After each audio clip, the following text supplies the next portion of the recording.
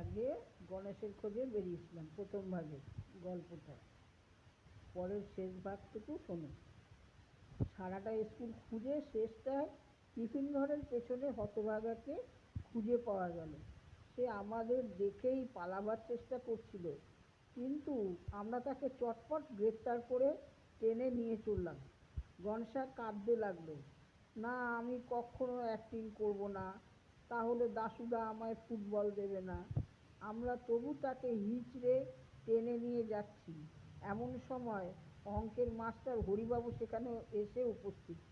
তিনি আমাদের দেখেই ভয়ঙ্কর লাল চোখ করে ধমক দিয়ে উঠলেন, তিনটে ধাড়ি ছেলে মিলে ওই কচি ছেলেটার পিছনে লেগেছিস, তোদের লজ্জাও করে না?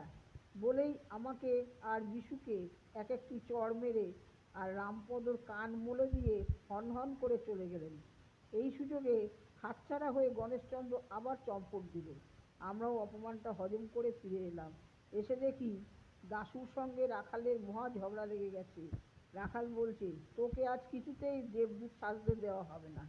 দাশু বলছে, বেশ তো, তাহলে আর কেউ দেবদূত সাজুক, আমি রাজা কিংবা মন্ত্রী সাজি, 5-6টা পার্ট আমার মুখস্থ হয়ে আছে।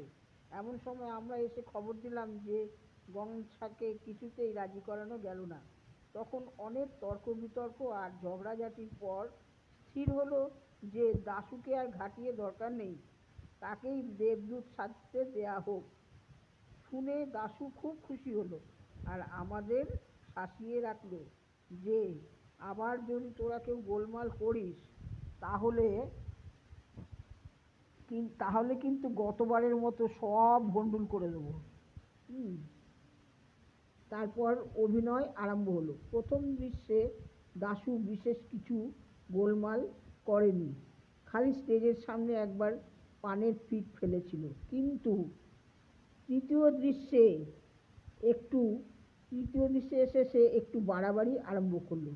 এক জায়গায় তার খালি বলবার কথা, দেবদূত বিমুখ হলে মানুষে কি পারে, কিন্তু সে এই কথাটুকুর আগে কোত্থেকে আরো 4-5 লাইন জুড়ে দিল। আমি তাই নিয়ে আপত্তি করেছিলাম, কিন্তু দাশু বলল, তোমরা যে লম্বা লম্বা বক্তৃতা করো সেবেলা দোষ হয় না, আমি দুটো কথা বেশি বললেই যত দোষ। এও সহ্য করা যেত, কিন্তু শেষ দৃশ্যের সময় তার মোটেও আসবার কথা নয়, তা জেনেও সে স্টেজে আসবার জন্য জেদ ধরে বসল।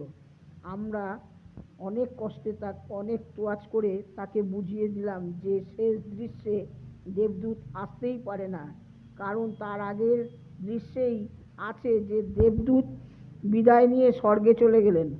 শেষ দৃশ্য আছে যে মন্ত্রী রাজাকে সংবাদ দিচ্ছেন যে দেবদূত মহারাজকে আশীর্বাদ করে স্বর্গপুরী প্রস্থান করেছেন। দাশু অগত্যা আর তার জেদ ছাড়ল বটে, কিন্তু বেশ বোঝা গেল সে মনে মনে একটুও খুশি হয়নি। শেষ দৃশ্যের অভিনয় আরম্ভ হলো। প্রথম খানিকটা অভিনয়ের পর মন্ত্রী এসে সভায় হাজির হলেন। একথা সে কথার পর তিনি রাজাকে সংবাদ দিলেন, বারবার মহারাজে আশিস করিয়া দেবদূত গেল চলি স্বর্গ অভিমুখে। বলতেই হঠাৎ কোত্থেকে আবার সে এসেছে ফিরিয়া বলে একগাল হাসতে হাসতে দাশু একেবারে সামনে এসে উপস্থিত।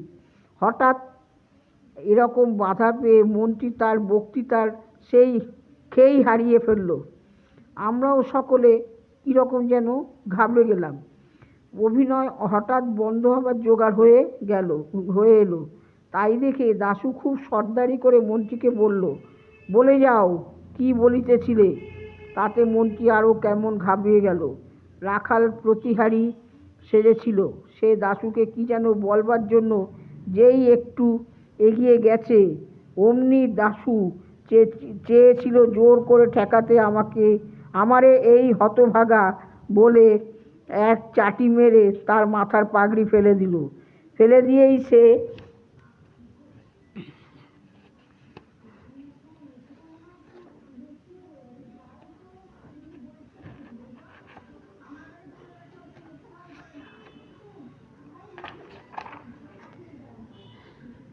শেষ বক্তৃতাটা এ রাজ্যেতে নাহি রবে হিংসা অত্যাচার, নাহি রবে দারিদ্র্য যাতনা ইত্যাদি ইত্যাদি।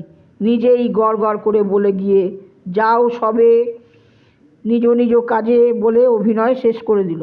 আমরা কি করব বুঝতে না পেরে সব বোকার মতো হাঁ করে তাকিয়ে রইলাম। ওদিকে ঢং করে ঘন্টা বেজে উঠল আর ঝুপ করে পর্দা নেমে গেল। আমরা সব রেগে মেগে লাল হয়ে দাশুকে তেড়ে ধরে বললাম, হতভাগা, দেখ দেখি সব মাটি করলি, অর্ধেক কথা বলাই হলো না। দাশু বলল, বাহ, তোমরা কেউ কিছু বলছো না দেখেই তো আমি তাড়াতাড়ি যা মনে ছিল সেইগুলো বলে দিলাম, তা না হলে তো আরও সব মাটি হয়ে যেত। আমি বললাম, তুই কেন মাঝখানে এসে সব গোল বাঁধিয়ে দিলি? তাই তো সব গুলিয়ে গেল। দাশু বলল, রাখাল কেন বলেছিল যে আমায় জোর করে আটকিয়ে রাখবে? তাছাড়া তোমরা কেন আমায় গোড়া থেকে গোড়া থেকে নিতে চাচ্ছিলে না আর ঠাট্টা করছিলে?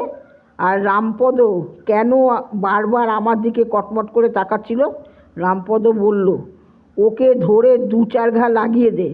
দাশু বলল, লাগাও না, দেখবে আমি এখনই চেঁচিয়ে সকলকে হাজির করি কিনা।